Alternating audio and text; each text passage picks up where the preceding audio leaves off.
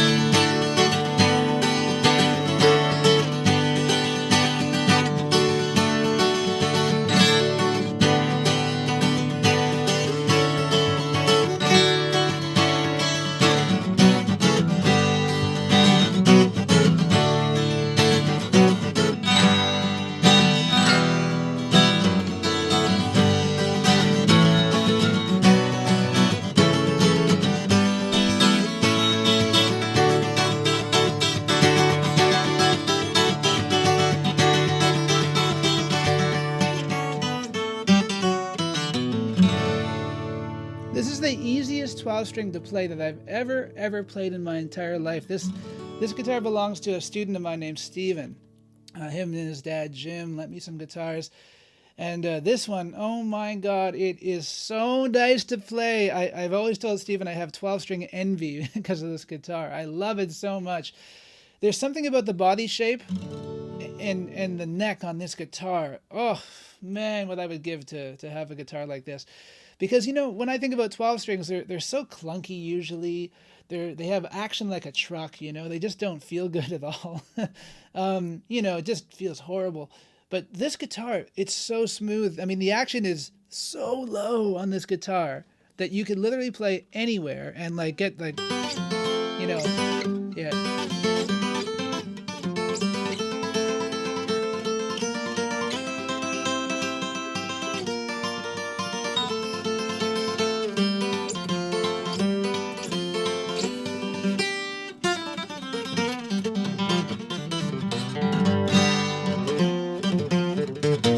It's just so fast.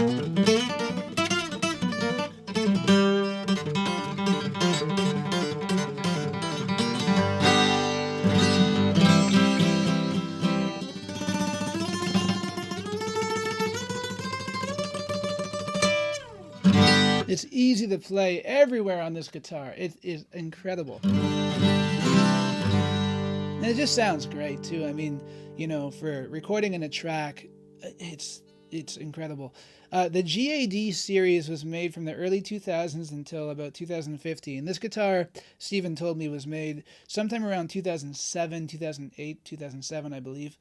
And these guitars were made, well, let's see. Okay, so if we think about the history of Guild guitars, they were founded in 1953 by Allure.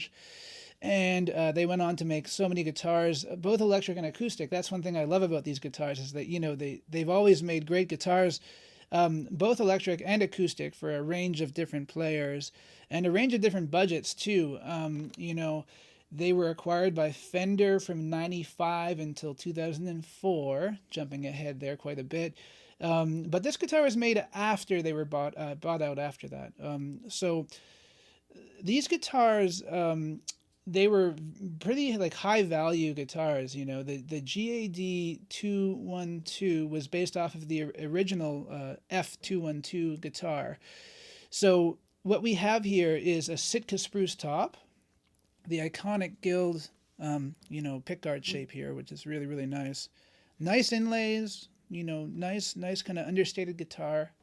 If we flip it around, we have solid mahogany for the back and the sides, and the neck is a very interesting thing on this guitar. It's mahogany and maple both, so it's very sturdy, very stable.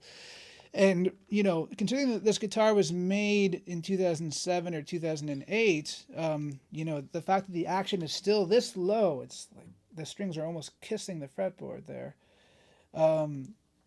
It's pretty amazing, because most 12 strings, it tends to raise up and raise up. So I think it's got a fairly thick top, which I think is, you know, good for a 12 string. Maybe not the most volume compared to other 12 strings I've played, but it's okay because it's got a pickup. I believe this one has a Fishman pickup in it. So there's controls here inside the sound hole. But, you know, it's a really, really nice guitar, and the body shape is super cool because they call this a Grand Orchestra. I've read it as Grand Orchestra or even Jumbo guitar. To me, it's smaller than most jumbos I've seen. I think the Grand Orchestra designation is pretty appropriate. To me, it feels a lot like my OM by Eastman that I play all the time. Just a tiny bit bigger at the lower bout. It's a full 16 inches across the lower bout here. But it's got a nice tight waist, and it just, you know, feels really, really good in the hand, you know. We have a rosewood bridge and a rosewood fingerboard.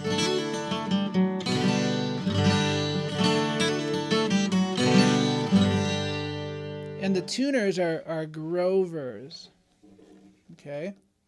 Rhythmatic, Grover Rhythmatic tuners. And I like these because on most 12-string guitars, the tuners are kind of on a strip, you know, but these are six individual tuners per side, and I think it really adds to the tuning stability on this guitar. This guitar doesn't go out of tune. I've had it here for about 2 days now, and I've had to tune no strings on this guitar. It's absolutely stellar. Let me put down the pick and play a little bit fingerstyle for you guys on this guy, so you guys can hear something a little bit different.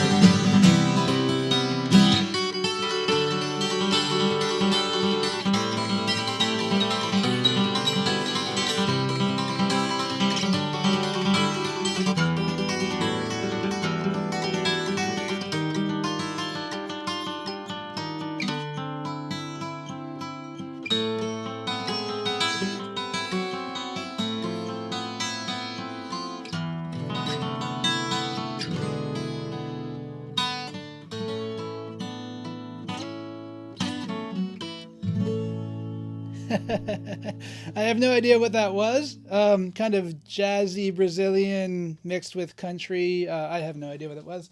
But it was fun. It was fun to play, whatever it was. Yeah, man. I mean, oh, man, what a great guitar. And, it's no wonder that Stevie Ray Vaughan played one of these things when he did his, his like, his guitar boogie, whatever that thing was on his Unplugged album. Because I mean, it's so easy to play. I can't tell you guys that, I think I might have to get one of these things someday in the future, because my 12 string is a little worse for wear, just like most people's 12 strings. I think it's one of those things that we keep around because we might need it sometime, especially those of us who record. It's like, 12 string is not my main thing, but I like using it to record and to track for people when I need to, but I never have fun playing mine because, like I say, it just doesn't play easily at all. But, man, it just is killer.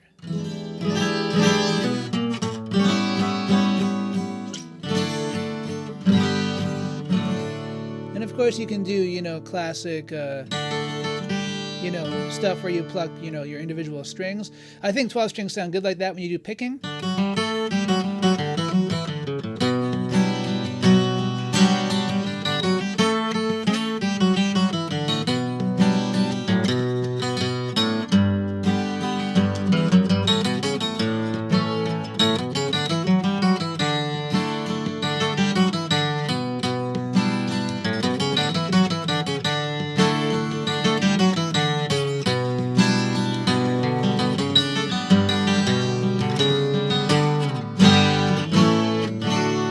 Kind of 1960s type sound. Sounds good. Now, this series was replaced by the Westerly Collection that Gil's been making since 2015. But these are really high-value guitars, guys. I mean, you guys can find these on the used market around $800 in Canada. And brand new, I think it was about $1,000 back in the day. But, these were made in China, but with a very, very, very, very nice tweed case.